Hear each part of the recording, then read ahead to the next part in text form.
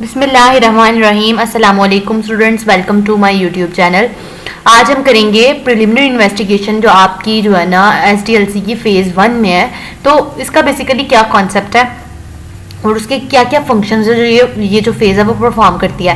Basically तो आपको बता दूं तो ये जो है ना आपने इसमें जो जो डेफिनेशंस बताऊंगी वो करनी है, बाकी आपने जो ना इसको मोटा मोटा समझ लेना है, ठीक है। फर्स्ट फेज में आपको पता है कि सिस्टम इन्वेस्टिगेट करता है कि हाँ आपका जो सिस्टम है वो क्या है, उसमें जो क्या आपने न्यू सिस्टम बनाना उसमें क्या चेंजिंग्स करनी है, उसको पहले बनाने से पहले आप किसी भी सिस्टम को जो ऑलरेडी बना हुआ है उसको इन्वेस्टिगेट करते हो कि ये क्या है और अब आपको जो सिस्टम चाहिए उसमें क्या चेंजिंग्स होनी चाहिए, ठीक है। तो सिस्टम की आइडेंटिफिकेशन करनी सबसे जो है ना पहले आपने जो है ना प्रीलिमिनरी इन्वेस्टिगेशन में फर्स्ट फंक्शन जो होता है वो यही होता है कि आप सिस्टम जो है वो इन्वेस्टिगेट करो, ठीक है। This phase is used to identify the need of the new system. ये बताता है कि जो नया सिस्टम होगा उसको क्या चीज़ की जरूरत है, वो सिस्टम कैसा होना चाहिए, ठीक है।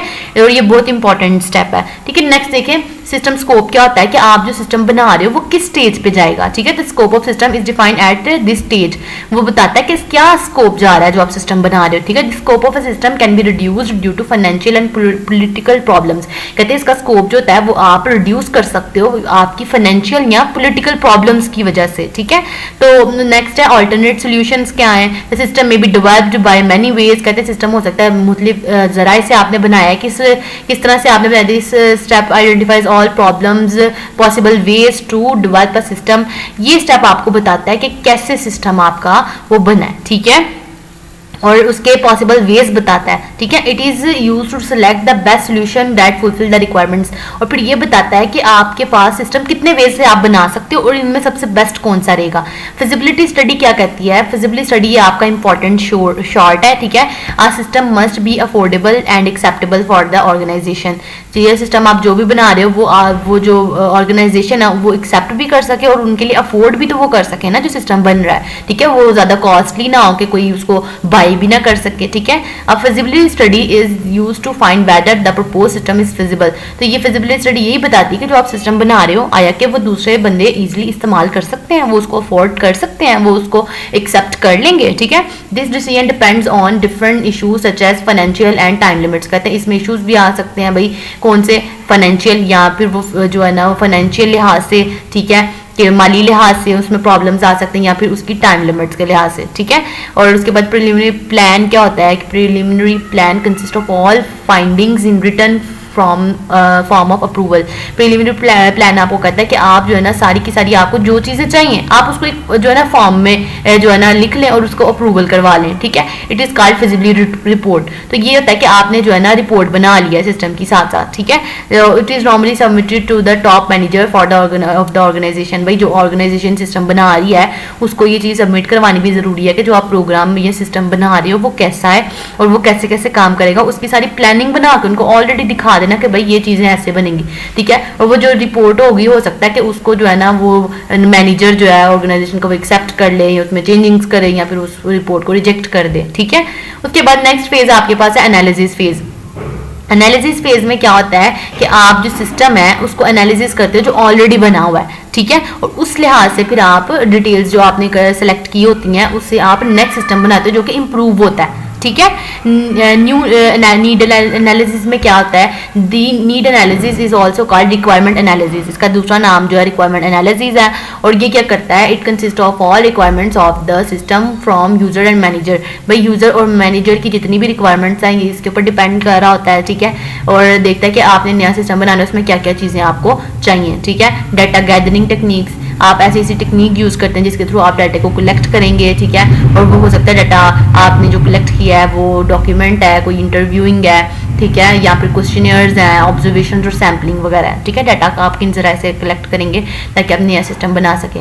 हैंड रिटन डॉक्यूमेंट भी हो सकता है, ठीक है। रिटन डॉक्यूमेंट्स भी हो सकते हैं जो आप एनालिसिस कर रहे हो ताकि आप पहले इन डॉक्यूमेंट्स को एनालाइज कर लो और नेक्स्ट जो है ना नया डॉक्यूमेंट नया सिस्टम आप बनाएंगे तो उसमें आप ये डॉक्यूमेंट्स को यूज़ कर सकते हैं, ठीक है। इंटरव्यूइंग क्या है, interviewing is use to get information from managers and users by discussing the problems. भाई इंटरव्यूइंग में क्या होगा, मैनेजर और यूजर्स आप प्रॉब्लम्स को डिस्कस करेंगे और उनसे जो आपको इन्फॉर्मेशन मिलेगी वो भी आपके सिस्टम बनाने में हेल्पफुल होगी, ठीक है।